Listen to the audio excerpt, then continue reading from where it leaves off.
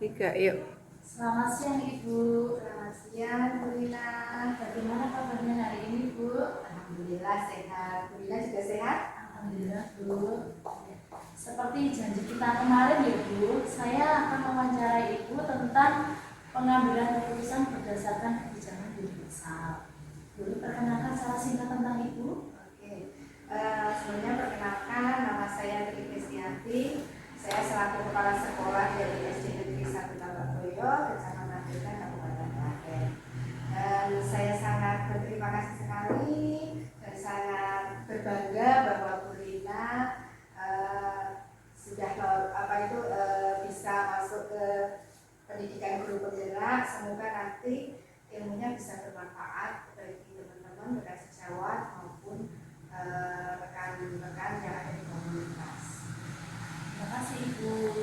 Nah, saya ingin menanyakan selama ini bagaimana cara Ibu mengidentifikasi kasus-kasus yang merupakan dilematika atau rujukan moral. Untuk kasus-kasus yang dilema etika maupun rujukan moral, saya mengidentifikasi bahwa dilema etika itu misalnya kita dihadapkan pada suatu kasus di mana di situ kita harus memilih di antara dua pilihan, yaitu di mana keduanya itu secara moral itu benar, tetapi bertentangan dalam mengambil keputusan. Sedangkan untuk yang rujukan moral itu di mana kita dihadapkan pada situasi untuk membuat keputusan yang satu itu benar dan yang satu itu bernilai salah. Ya Bu. Baik. Untuk pertanyaan yang kedua Bu, bagaimana cara Ibu memutuskan suatu permasalahan ketika permasalahan itu sama-sama benar atau sama-sama bernilai kebajikan? Kemudian bagaimana cara mengambil keputusannya? Ini untuk tadi dari suatu kasus yang sama-sama bernilai benar, itu yang pertama kita melakukan mengidentifikasi akan masalahnya seperti apa. Terus lalu yang kedua melihat siapa saja yang terlibat dalam masalah tersebut, dan juga setelah itu kita uji tadi benar atau benar. Setelah itu kita menggunakan prinsip-prinsip dari prinsip resolusi dan juga dilema itu. Jadi Bu, untuk pertanyaan selanjutnya ya Bu, selama ini langkah atau prosedur seperti apa yang biasa Ibu lakukan dalam pengambilan keputusan? Langkah-langkah ataupun prosedur yang saya ambil itu yang pertama kita mengidentifikasi dulu masalah dengan mencari input dari masalah tersebut, kemudian menentukan siapa yang terlibat, serta saya juga akan mengumpulkan fakta-fakta yang terkait dengan permasalahan tersebut. Dari situ terus kita melakukan pengujian apakah benar dengan benar ataupun dengan pengujian benar dengan salah tadi. Setelah itu kita melakukan prinsip resolusi, dan setelah resolusi itu terus kita melakukan investigasi dilema nanti bisa nanti dampaknya seperti apa gitu. Terus dari itu baru kita membuat keputusan. Dari keputusan yang kita buat ini kita lihat apakah keputusan tersebut itu sudah benar, terus nanti kita refleksikan. Nah, selain langkah-langkah tersebut, itu kita juga harus bagaimana ya? Tetap harus kita mendiskusikan dengan pihak-pihak terkait. Itu kalau saya harus dilaksanakannya seperti itu. Baik Bu. Nah, dari cara-cara tersebut, adakah cara yang paling efektif yang menurut Ibu bisa digunakan untuk menyelesaikan sebuah kasus Bu? Menurut saya cara yang paling efektif yaitu dengan bermusyawarah, ya, dimana dengan yang mempunyai kasus tersebut, masalah tersebut, kemudian mengidentifikasi apakah masih berhubungan antara misalnya murid dengan murid, guru, terus orang tua, dengan rekan sejawat, itu kita menentukan apa itu pihak-pihak mana yang terkait. Kemudian mencari alasan kenapa kok itu masalah itu bisa terjadi, dan kemudian kita mencari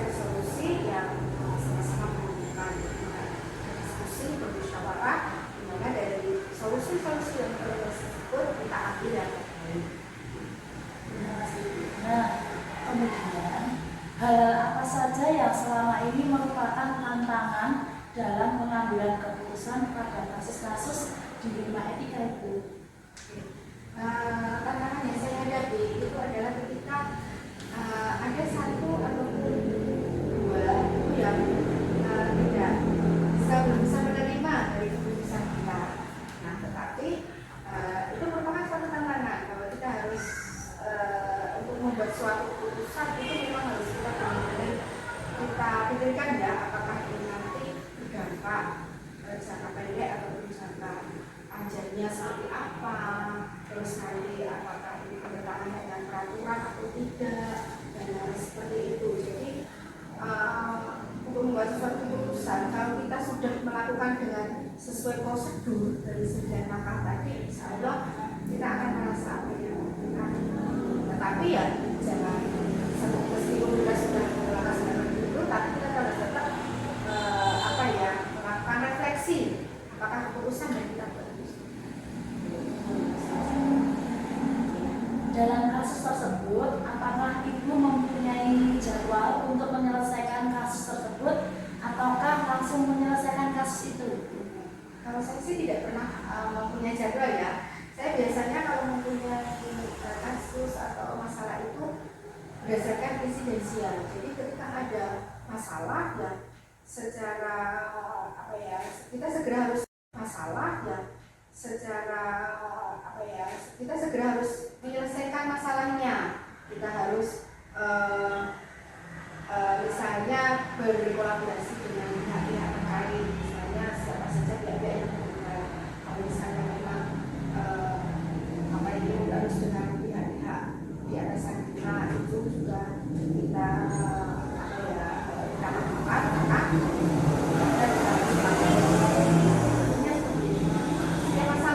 sebisa mungkin kita masalah selesaikan pada saat itu. Karena apa? Itu juga akan apa ya? Dengan menyelesaikan semakin cepat semakin baik ya. Baik itu bagi yang mempunyai masalah sendiri dan juga bagi lembaga sendiri. Jadi tidak menonton, tidak menunggu. Nanti kalau menunggu biasanya kan jadi waktu. Nah maka dari itu kita secara insidensial saja kalau ada masalah harus segera diselesaikan. Jadi langsung diselesaikan ya Bu? Iya. Dari semua yang disampaikan Ibu tadi, adakah yang pembelajaran yang bisa diambil dari cara-cara Bapak Ibu menyelesaikan masalah tadi? Iya. Dari masalah tadi pembelajaran yang bahwa suatu keputusan kita harus dilakukan atas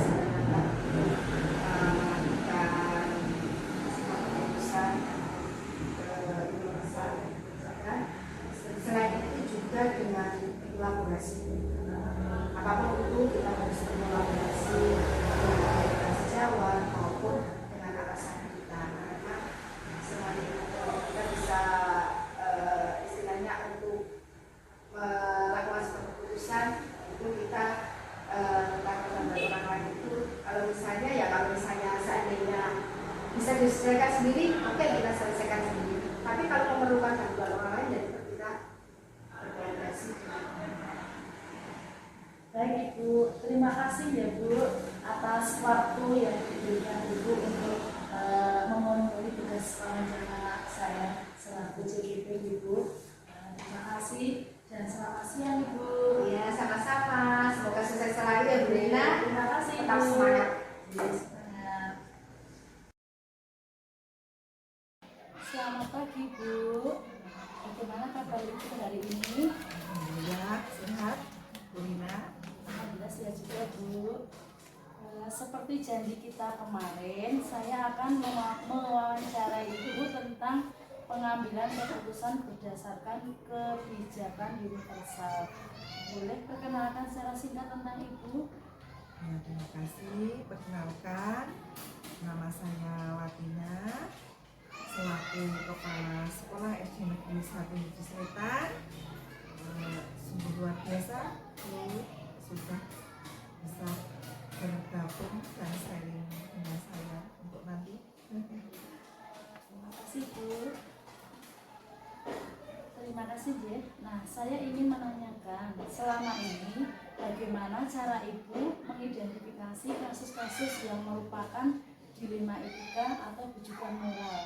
Ya, jadi begini Bu, kalau dilema etika itu di mana kita dihadapkan pada dua pilihan, pilihan yang bernilai benar dan yang satunya juga bernilai benar.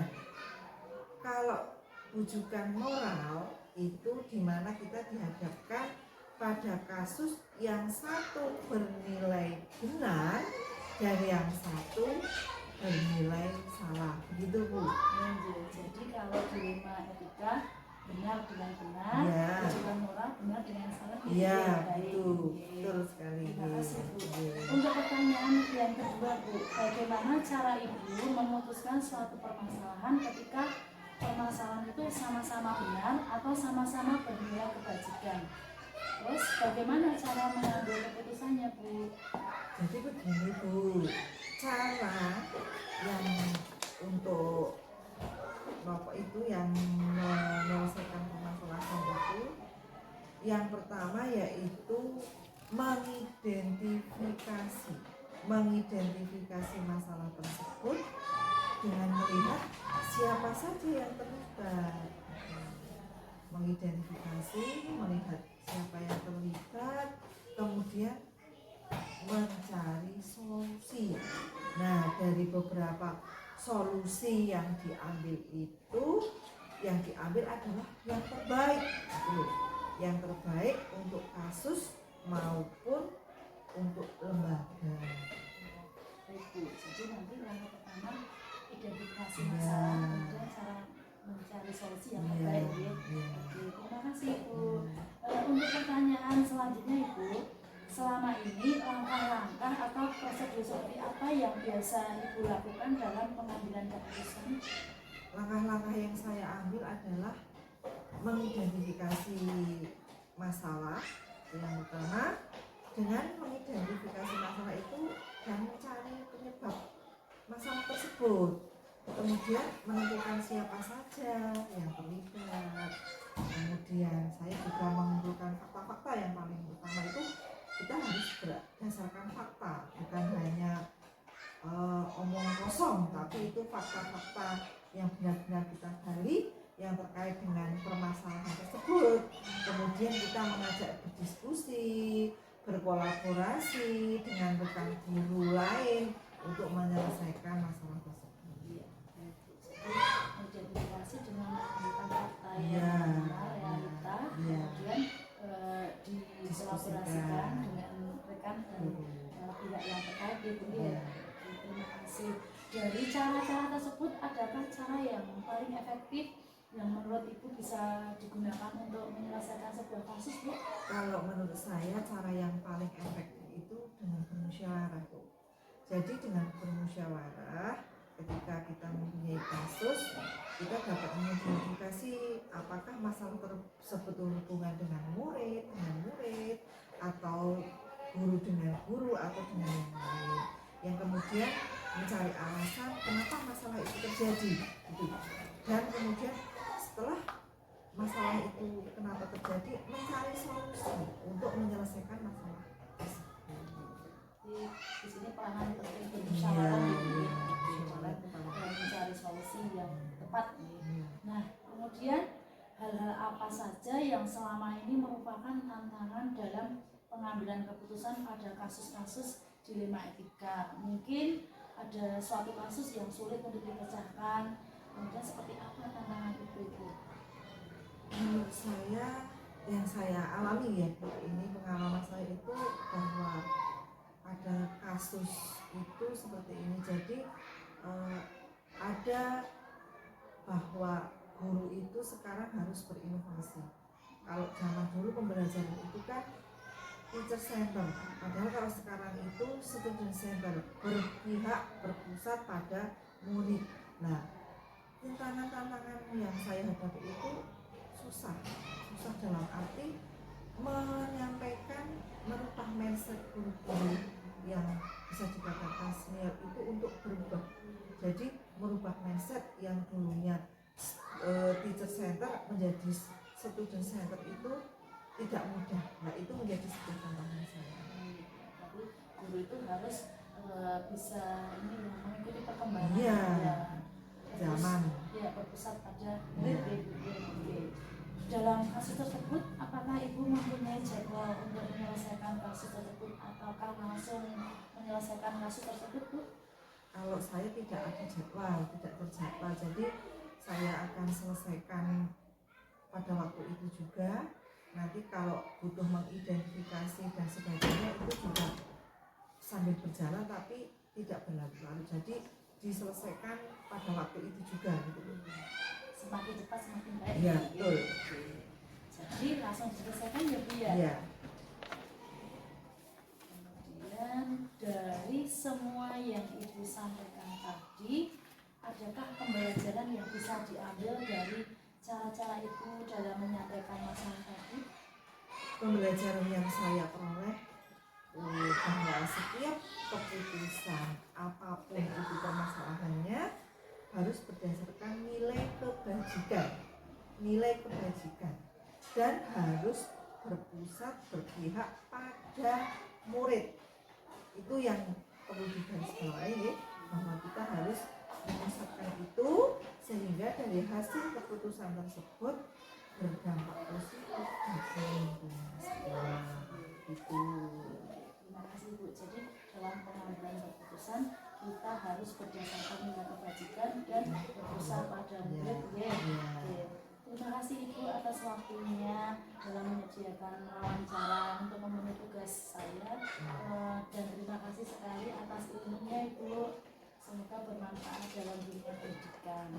Sama-sama Bu, nanti semoga Bu Rina sukses, lulus dengan baik dan mengikuti pendidikan guru penggerak. Sukses selalu Bu. Terima kasih Ibu. Selamat pagi. Selamat pagi.